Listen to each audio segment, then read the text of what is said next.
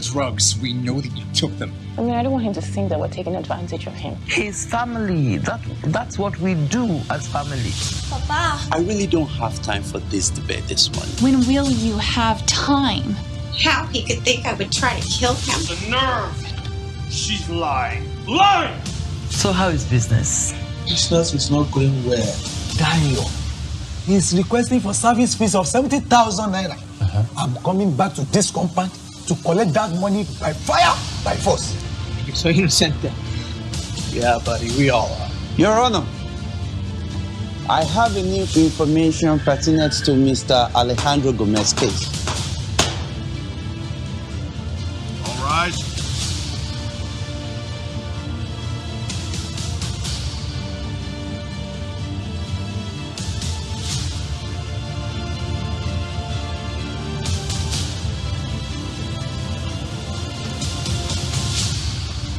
And Alejandro was only trying to help.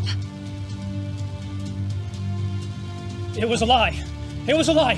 He lied. He lied. He lied. A son and a husband. Someone whose mistake will not only jeopardize his life, but will jeopardize the life of those that dependent on him, especially his daughter. If I get it back within the next 3 weeks, I won't harm a hair on his precious Sophia's head.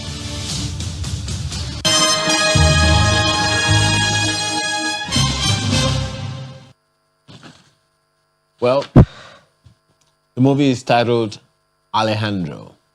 And no, it doesn't have an H. Well, it's talking about our artist of the week is Sam Ojo. He's a Nigerian-American actor and producer. Sam produced a movie called Alejandro, and he produced other indie movies in the UK and US, and recently the one that we call Alejandro. He was born in a city well known for arts and culture in Nigeria. Major dying, not dying as in death, but dying as in changing the color of a thing, and a UNESCO World Heritage.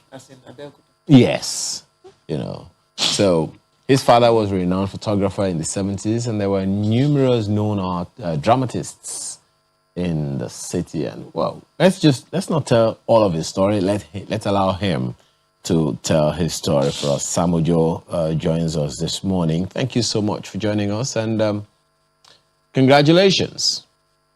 Thank you for having me. Good morning. Well, for a second, my colleague here thought you were someone else. Are you impersonating anyone?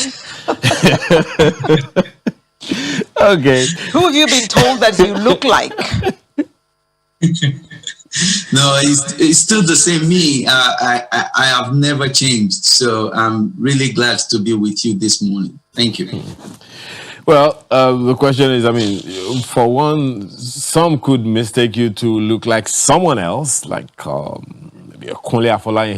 She actually said, well, is that not Kunle Afolayan? I said, no. That doesn't even look like a photocopy.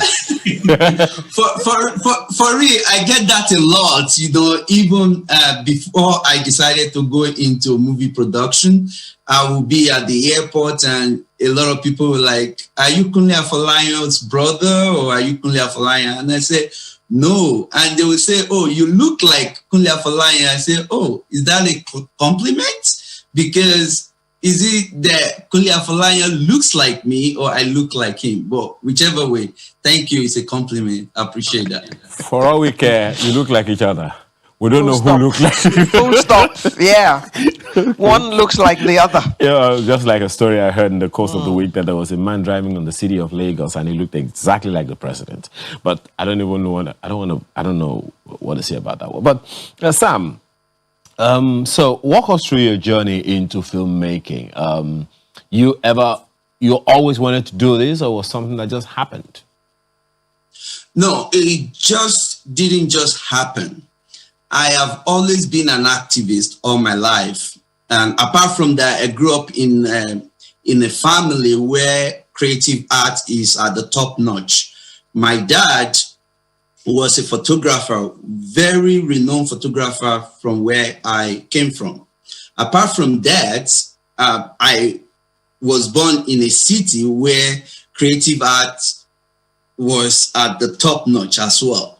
So I've always liked to make a movie or tell my story in a different way. And as I grew up back then in late 70s and early 80s, I was so passionate about a lot of social vices in our society, particularly injustice. And I realized after moving out of Nigeria, I realized that injustices are everywhere. You know, we always complain about so many social vices in Nigeria, but upon moving to UK and later to the United States, I realized that, man, it rains everywhere. So I decided to start telling the story and contribute in my own little way to the society by telling a story that actually happened and tell it to the authority so that something can be changed. And that's why I decided to make this movie. Before I made Alejandro, I have done some short films and some feature films here in the state of Oklahoma. But this is the biggest commercialized feature movie that I'm producing. What is the story of Alejandro? Tell it to us in like 4 sentences. Okay, 4 sentences, that would be difficult, but I will try to make it really short. So this story is about a man that is considered a lesser man in the society. And the name of that person is Alejandro Gomez. He is a Mexican, and he was about to be railroaded for the crime that he did not commit. So he was about to be sentenced. He was found guilty, and he was just about to be railroaded. And there was another guy in the state of Oklahoma who was not considered an appropriate person. He's a successful lawyer, he has an accent, and he lives in Oklahoma. You don't usually see that. And this guy stepped in on allocution on pro bono for this man. But the real moral of the story is when he stepped in to help, he wasn't even thinking of maybe the outcome of the case, but he was thinking about how helping another person has actually helped himself to be a better person in the society. And that's exactly the moral part of it, that when we face an adversity, we look up to the Lord who can be our help. That's an interesting angle to take it from, but more issues to be raised on that when we return from this break.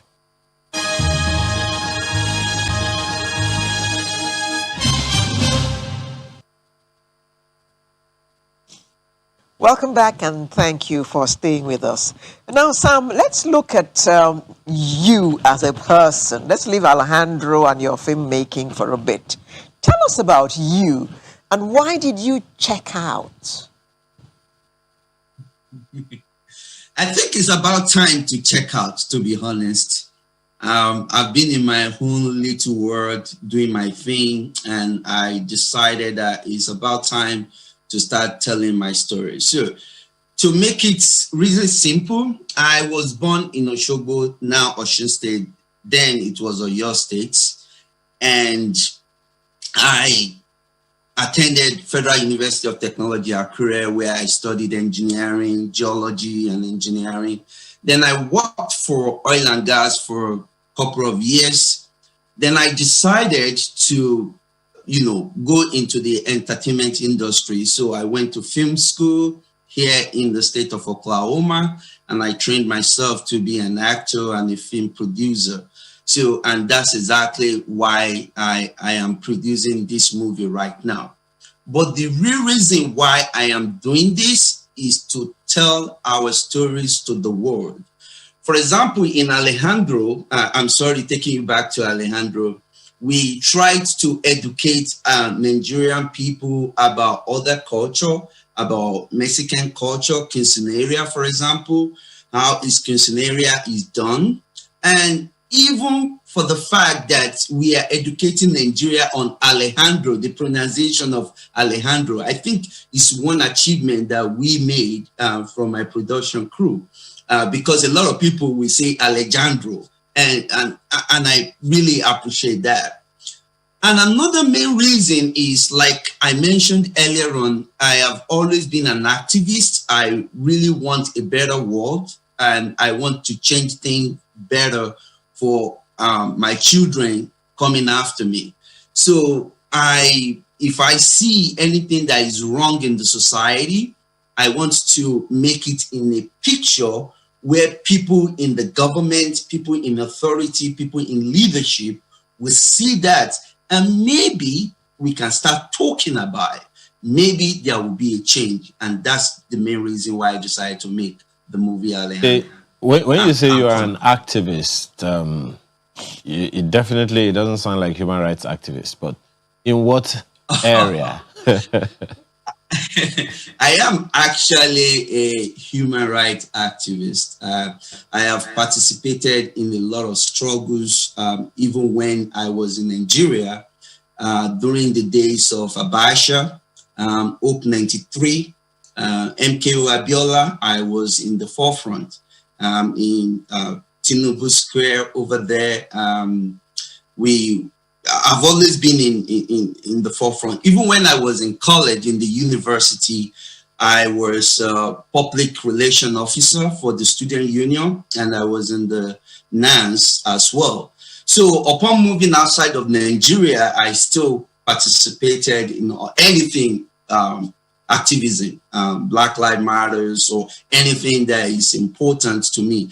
I am a highly opinionated person, so I always want to tell my story. Of course, I listen to other people's view, and I try to make a very good intellectual decisions. A huge population of youths all over the world now, and Africa no less, more so Nigeria. And there's a lot of disillusionment, so to speak, and because opportunities are limited as far as many of them are concerned, and the future is definitely coming. The future, we cannot pause time. The future is coming. What would you be saying to anyone so we do not have a bleak future, but we have a certain and sustainable one? You are very correct. The future is coming. I would definitely advise anybody around the world to actually know your onions, regardless of where you want to live, regardless of what you're doing. If you decide to be an engineer, be the top-notch engineer. Let me use myself as an example, and this is not to brag or anything. I worked for oil and gas, and I was in the management. Like, if you have to compare that with the Nigerian territory, what I was managing was like the whole market in Nigeria and Equatorial Guinea for my company that is actually based in Nigeria as well. So the reason why I could achieve that was because I made sure that when I compete with other people, I actually know exactly what I'm doing, and push myself really hard to do better. So this is what I would encourage anyone. Know something. If you're a plumber, if you're an electrician, whatever that you decide to do, make sure that you know it very well inside out. Understand the trade and the craft, and then, look forward to the future. Okay. Sam, in parentheses, where are you in Oklahoma? I'm in Tulsa, Oklahoma. Well, Tulsa happens to be second home for me. But in the meantime, what are you working on at the moment?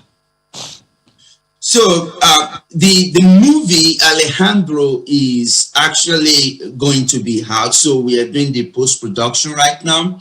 I mean, the post-production is done. Sorry, I apologize for that. It's completed. So we are working on putting it on the cinema here in the US, and of course with some other cinemas back home in Nigeria as well, if possible. And we are at the conceptualizing stage of another movie, which is called The Center of the Universe. And basically, there is this popular saying that there is center of the universe in Tulsa, Oklahoma. So I want to make that a movie talking about strange people coming from Nigeria to see where there is center of universe and they find themselves in Oklahoma sometimes. I don't want to give you a spoiler about it because we are still developing the concepts and see how we can educate people and inculcate our culture into it. Any plan for using more Nigerians in that movie?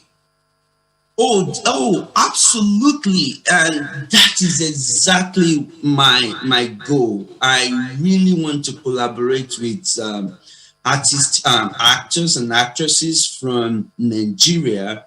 And I want to get more people here to Nigeria as well. Like what you were discussing before I came on board about Damini Ogulu and Ayodeji Balogun, you know, winning the Grammy Award and stuff like that.